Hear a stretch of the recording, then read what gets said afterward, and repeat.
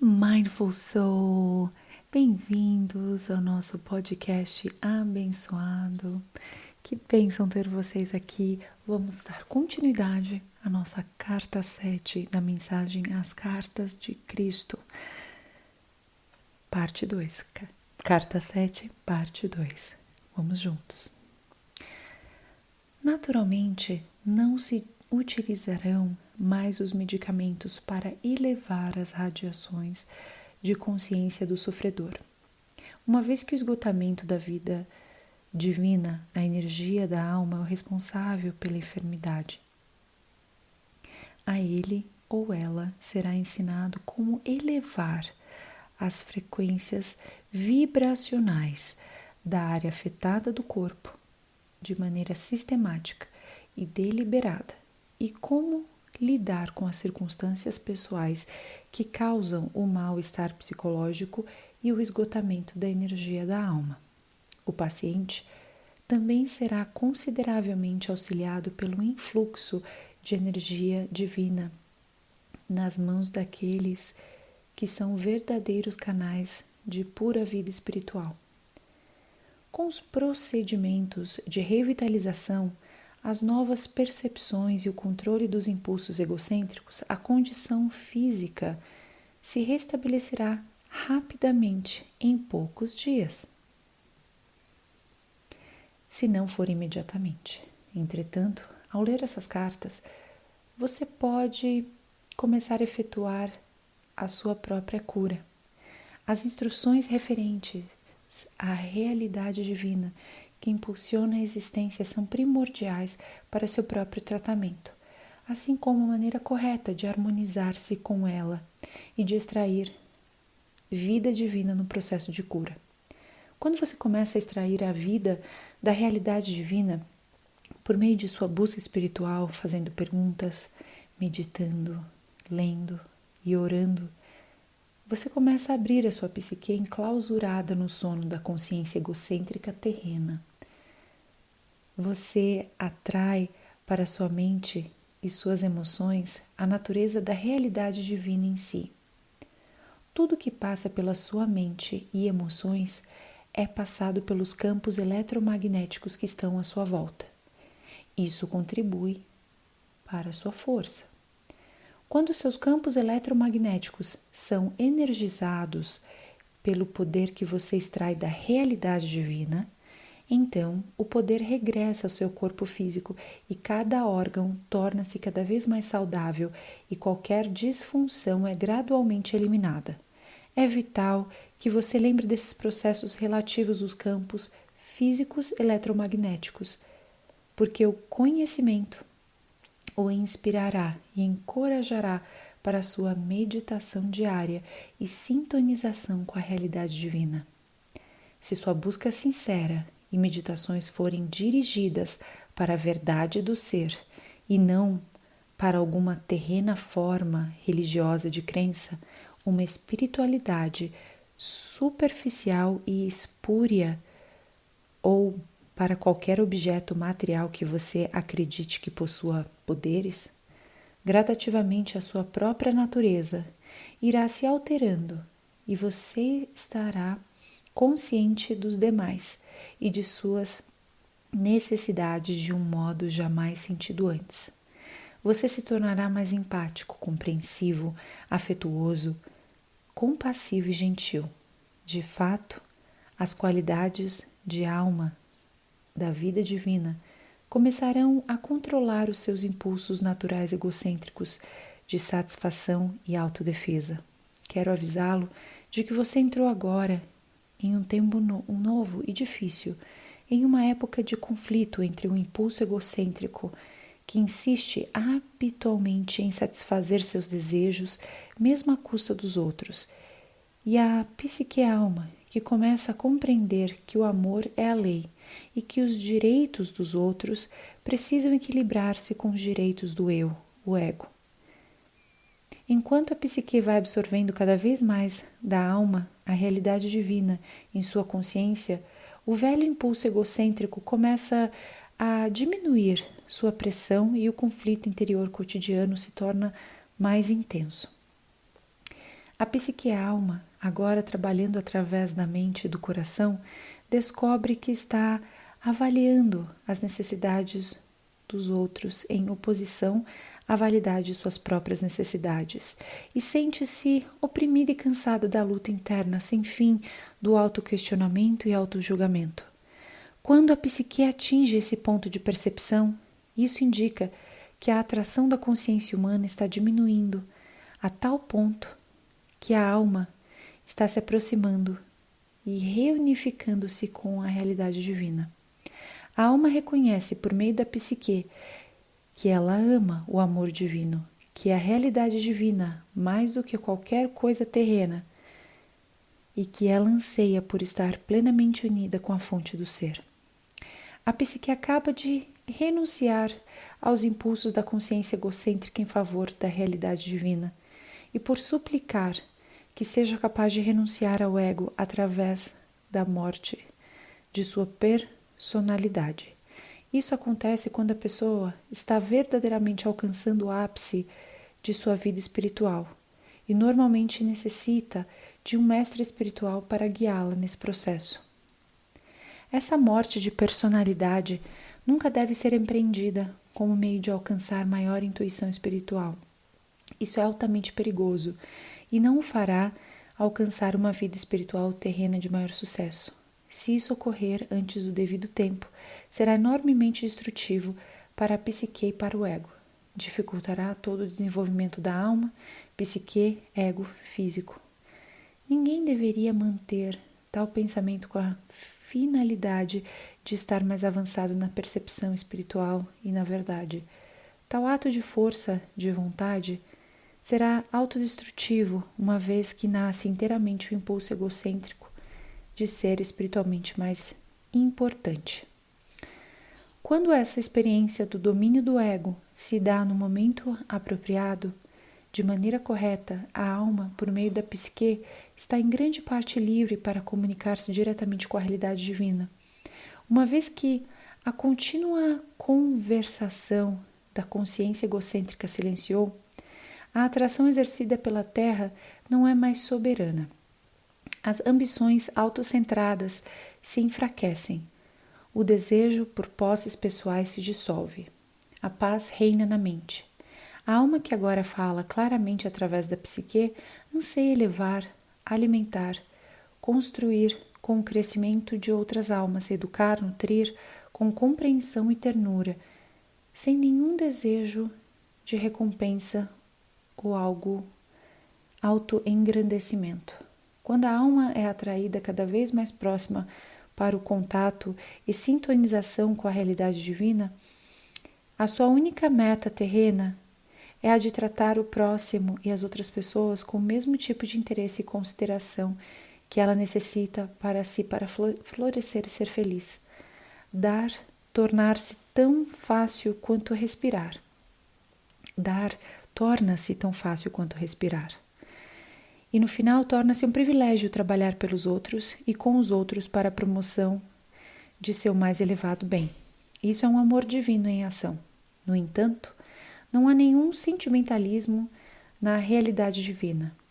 A intenção por trás da individualização foi a de permitir que a realidade divina em si experimentasse a sua própria natureza de criatividade, alegria e realização pessoal. Por essa razão, quando eu estava na Terra, tracei claramente os limites entre dar e receber, dizendo: faça aos outros aquilo que deseja que façam a você. Essa afirmação foi um alerta amoroso, significando que se colhe o que se semeia. Isso também é uma orientação para o comportamento. Se você fizer para os outros o que gostaria que fizessem para você, então pode estar seguro de que você está agindo unicamente do ponto de vista do amor. Se outras pessoas não querem o que você gostaria que fizessem por você, então trabalhe por tentativa e erro. Dê um passo positivo em frente, cumprindo um ato de amor verdadeiro.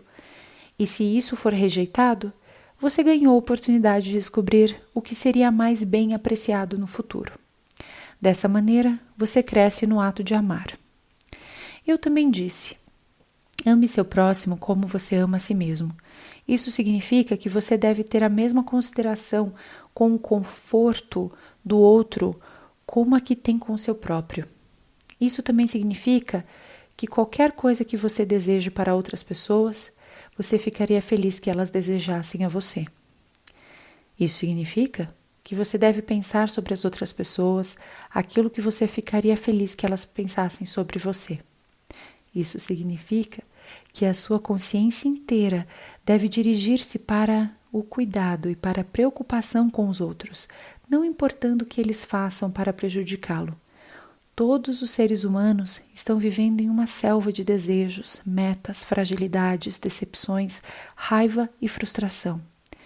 Dessa consciência devastada pela guerra, chegam muitas respostas e ações débeis e mal avaliadas.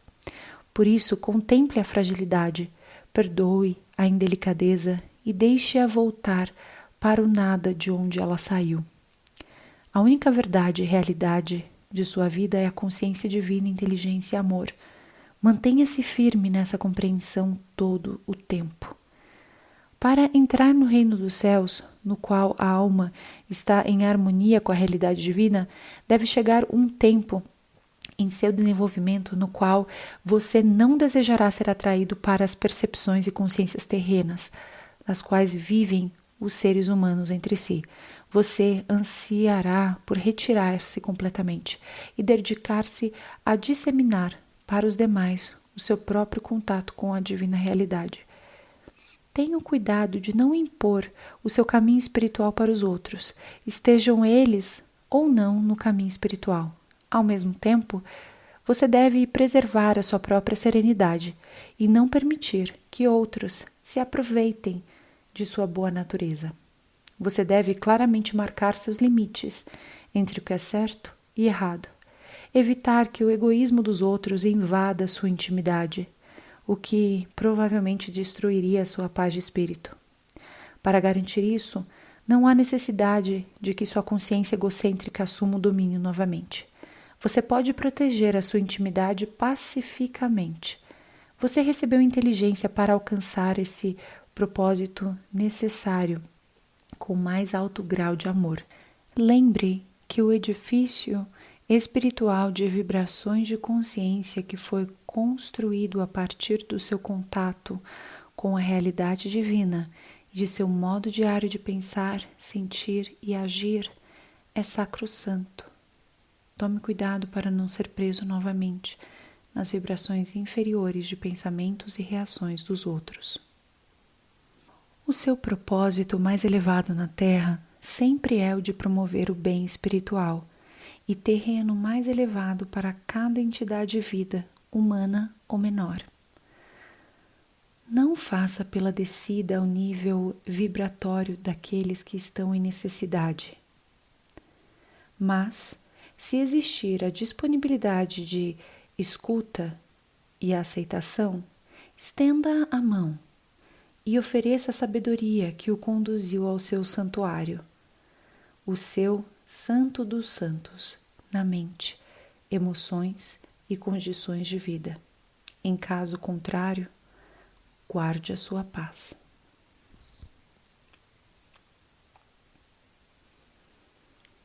A simpatia e a compaixão devem ser imparciais.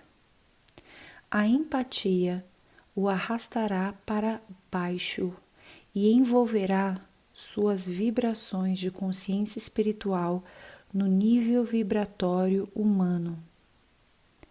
Isso possivelmente criará conflitos lá onde você tinha sinceramente a intenção de elevar e curar. Evite isso, pois diminuirá suas energias e derrotará seus propósitos espirituais. O amor puro se interessa unicamente pela elevação e pelo progresso espiritual, pela cura e o alcance do reino dos céus. O amor divino é um sentimento de compaixão calorosa, carregado principalmente com um anseio de capacitar o amado a crescer, criar, ser nutrido e nutrir, ser curado e curar, ser educado e educar, ser protegido e proteger, satisfazer suas necessidades e poder satisfazer as necessidades de outros, tudo em um sistema claro de lei e ordem. Isso é o amor divino, lei em ação. Quando o seu propósito mais elevado torna-se o propósito divino em ação, o ego, o núcleo de sua individualidade, é então controlado pela sua alma. O impulso do ego torna-se o verdadeiro defensor e protetor de seu conforto pessoal. Porém, agora trabalha inteiramente em harmonia com as diretrizes de sua alma, a qual extrai sua natureza da realidade divina. Repito, não há sentimentalismo na realidade divina, nenhuma remoção dos limites que asseguram a lei e a ordem para agradar às exigências do egoísta, nenhuma rendição face à obstinação de alguns. Sempre se deve ter em mente que todas as pessoas devem respeitar umas às outras. Deve-se respeitar os direitos dos outros, a privacidade, segurança, paz de espírito e harmonia. Se surgirem diferenças, elas podem ser tratadas com mútuo respeito. Quanto mais evoluído espiritualmente você for, mais respeitará os altos e baixos níveis sociais, considerando-os como iguais, não diante dos olhos de Deus, como gostam de dizer os seres humanos, mas pela sua própria percepção espiritualizada da igualdade fundamental das almas de todos os seres. O respeito e o amor divino caminham juntos, unidos. O amor verdadeiro é altamente respeitoso com o ser amado. Quando há respeito entre as pessoas, isso frequentemente as leva às formas mais elevadas de amor. Se você tiver achado essa carta difícil de aceitar, lembre que a sua mente humana é limitada em sua compreensão das dimensões que estão além do plano terreno. Não permita que a racionalização do ego o retenha em sua viagem da alma. Em minha próxima carta, desenvolverei o tema Amor Divino e me estenderei nos detalhes sobre o amor próprio egoísta, mostrando exatamente como as emoções magnéticas estão atualmente controlando os seus pensamentos, sentimentos e vidas. Delinearei as coisas que você pode fazer para superá-las e, ao final, dissolvê-las em sua consciência. O meu propósito é conduzi-lo ao longo do caminho do autodescobrimento e avanço espiritual, a fim de que você possa entrar imediatamente na luz, enquanto ainda está na Terra, e não somente quando passar para a próxima dimensão da existência.